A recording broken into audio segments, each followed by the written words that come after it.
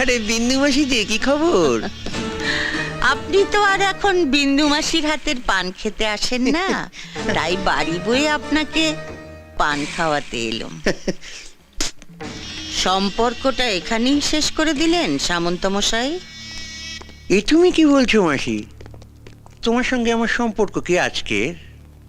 আমি আগে যেমন তোমায় ভালোবাসতাম এখনো তেমনিই ভালোবাসি। এর চেয়ে বেশি বলার আগে আপনার লোকদের সরে যেতে বলুন সামন্ত মশাই। দেখলে তোমার সঙ্গে আমার সম্পর্কটা এখনো কেমন মধুর। গার্ডদের সামনে তুমি আমায় গালাগাল দিলে না। এবার দেব। আমি জীবনে অনেক হারামি দেখেছি, কিন্তু আপনার মতো এক পিসও দেখিনি।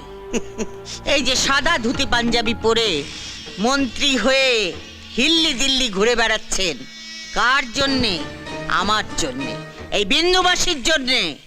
ভোটের সময় বুথের সামনে বোমা ফেলে ছাপ্পা মেরে আমার ছেলেরা 60% ভোট আপনার পকেটে ঢুকিয়ে দিয়েছিল। তারপর আপনি জিতেছিলেন, তারপর আপনি মন্ত্রী হয়েছেন। আমি কি সে কথা একবারও অস্বীকার করেছি মাসি? চুপ হারামজাদা, আগে আমাকে শেষ করতে দে। আমাকে কথা দিয়েও টিকিটটা বাবলু কোলেকে পাইয়ে দিলি। বাবলু আর বড় কাছে মই লাগিয়েছিল। পার্টি প্রেসিডেন্ট নিজে ওর নাম প্রস্তাব করেছে।